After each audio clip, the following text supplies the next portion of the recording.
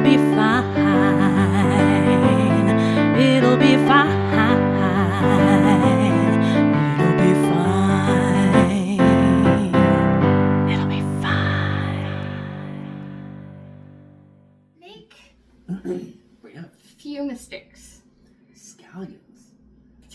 Watch the episode. No. Okay, yeah, right. Yeah, This because is a it different airs thing. different. Yeah. This is a different thing. Yeah, it's time for 5 questions. Are you ready? No. Okay. But we're here. We're here. All It right. doesn't matter that I'm ready. It's time It's for time. 5 questions. We Okay. got 34 minutes to cover because that's what's on the timer.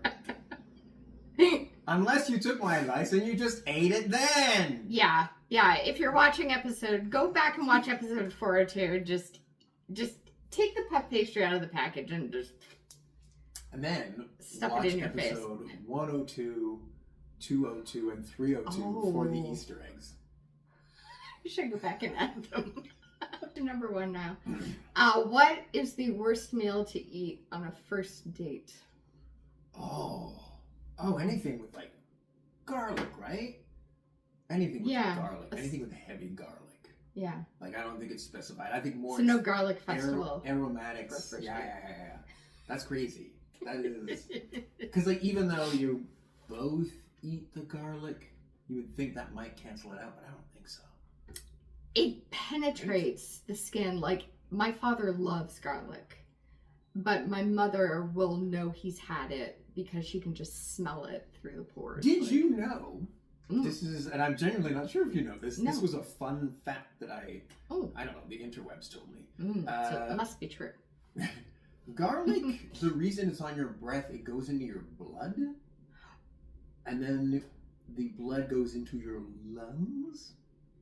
Science people can correct me on this. So is that why like vampires don't need it? Not on a first date. What's a good vampire meal on a first date? Dog, cat, parakeets. I can believe that. Yeah. I can believe garlic going. Yeah, that sounds right. That's why it's like you're pounding back gum and you're like, why does my breath still smell like garlic? Because it's not here. It's here. Huh. In your lungs. If you're chopping the garlic with a broccoli, no, I'm kidding.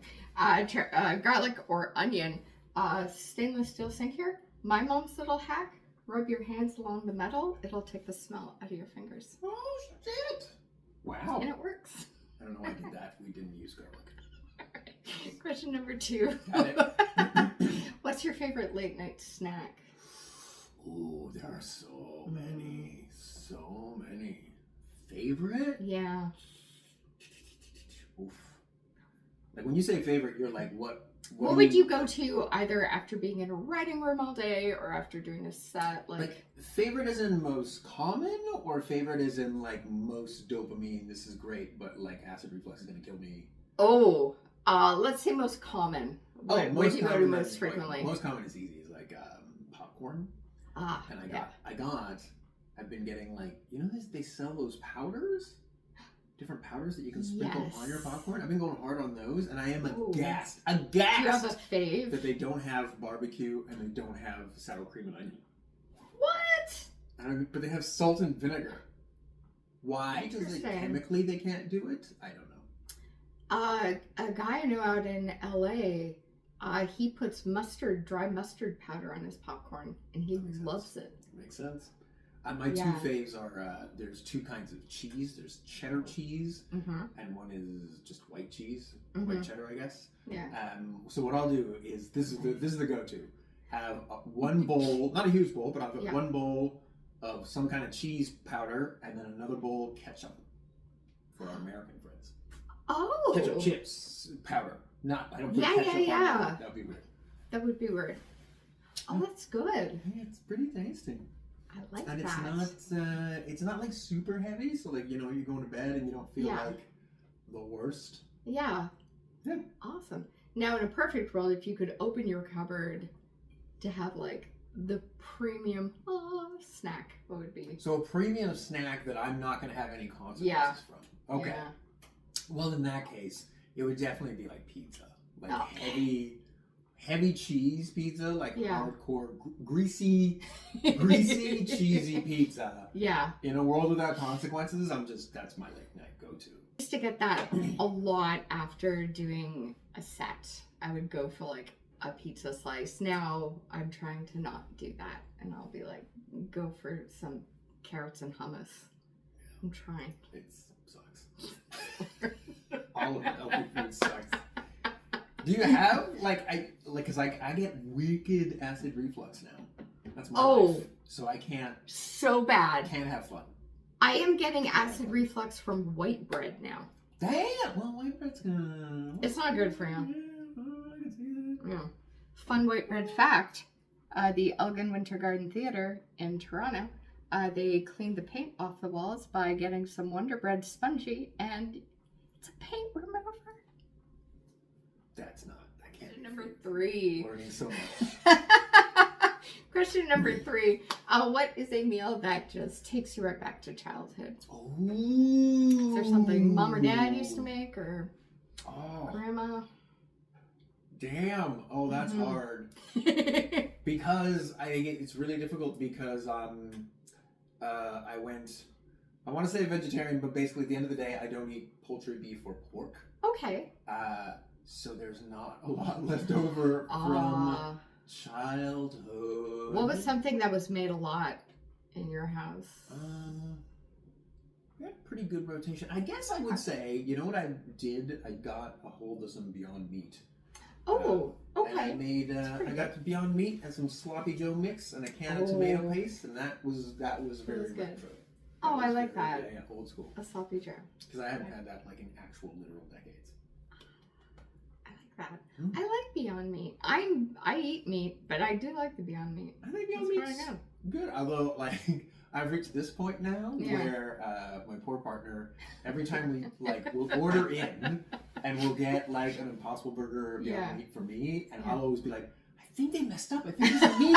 And she's like, it's not meat. I'm like, can you taste it? And every time, because I'm convinced it's meat, and she'll chew it, and she's like, that's not meat. And she's like repulsed because she hates the flavor. My sister-in-law is a vegetarian and will not eat Beyond Meat for that reason. It's too similar to her for actual meat. So I can't tell anymore.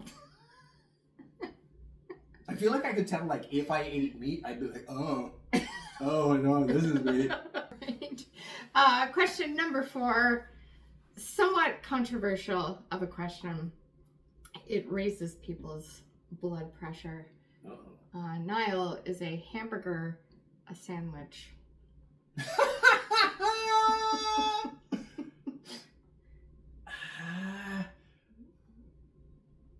I feel like technically yes, but I feel like, what's it called there? Like in French, you have what's called langage soutenu et langage soutenu, langage.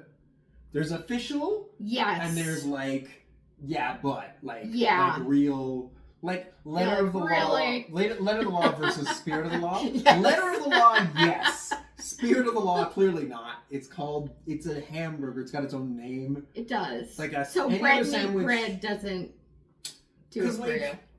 Because there are very few other sandwiches that have its own name, right? Yeah. Like, do you consider a wrap a sandwich? No. I don't. See, to me, if the bread's connected, that's my thing. So if I had 2 pieces of bread that I just had connected somehow. Yeah. Not a sandwich. Not in Kelly's brain. So I take a sandwich and I sew the 2 pieces of bread together. Now it's a wrap. It's a pita. It's a pita. Fair. You could be here for days. So yes and no. That's kind of a cop-out, but that's how I feel. That's fair. I feel like it's not. Petit peu. Last question. If Ben and Jerry were to knock on your door and say, Nile, we are naming an ice cream after you. Okay. What would they call it? And what would be in your ice cream? What would be the flavors? I'm struggling not to make a childish joke. Something like Nile's Nuts, but no. No. I don't know what I would call this. Is a hard one to like come up with in the moment. Yeah. What would it have? I feel like it would have like they're already like it's just like there's like not a million, but there's like one Ben and Jerry's that is like that's the one that I enjoy so much because it's got like cookie dough and I think chunks of chocolate fudge. Is that Chunky Monkey? Maybe. That's apparently their most caloric ice cream that they make. It's also the best. It's really good. Goddamn delicious. Yeah. So that would be mine, and I don't know what. So you would just rebrand Chunky Monkey? That would be the name. Chunky Monkey rebranded.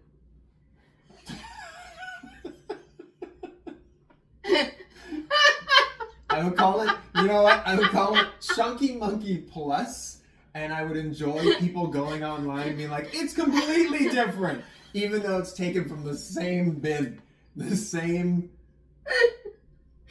Chunky Monkey Plus. People were like, no, they put something in it. You just go to the grocery store late at night with the label maker, Yeah, totally.